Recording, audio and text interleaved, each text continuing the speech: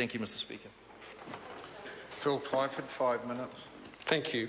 I want to note the very serious tone and genuine spirit of collaboration that I've observed in this debate, and what seems to be a commitment across the House to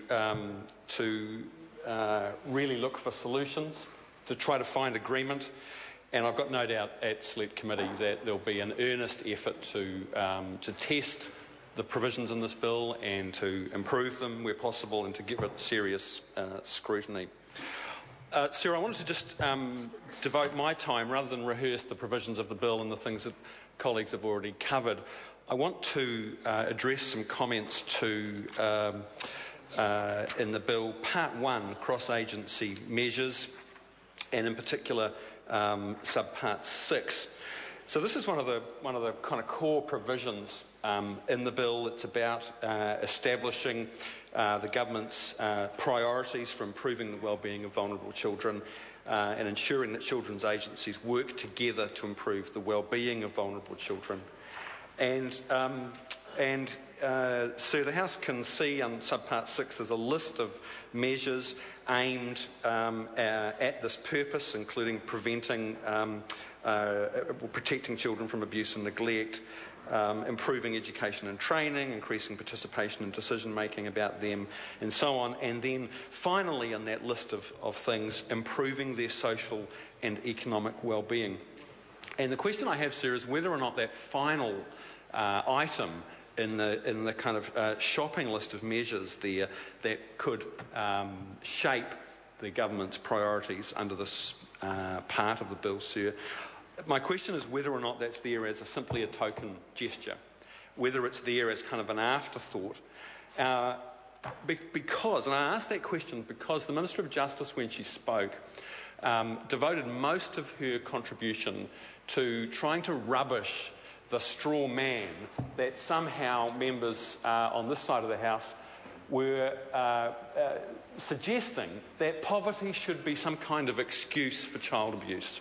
That was the main kind of rhetorical flourish of Judith Collins' speech, and a number of other members on the National Party benches have kind of continued in the same vein, including Melissa Lee and Mike Sabin. And the first thing I want to say is that no one on this side of the House thinks that poverty is an excuse for child abuse. No one does.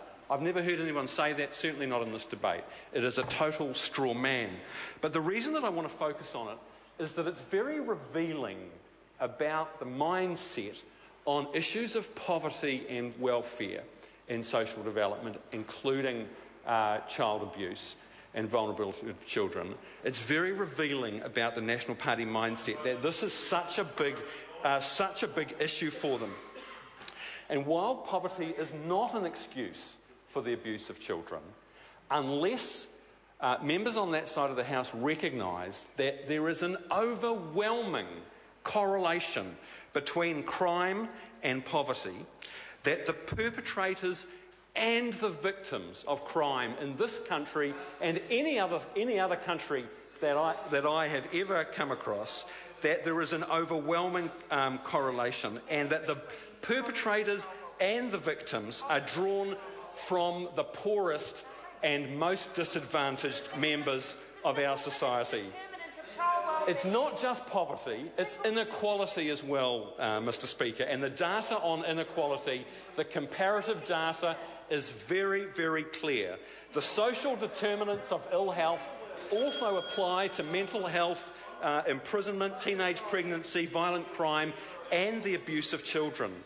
Is it some kind of coincidence that we are both a gold medalist nation when it comes to abusing our children, and we are one of the most unequal societies in the Western world?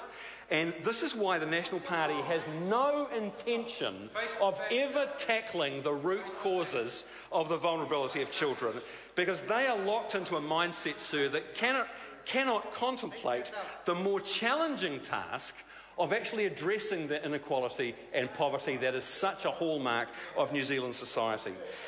It's the social factors, sir, that cause people to brutalise and neglect their children. It's not an excuse.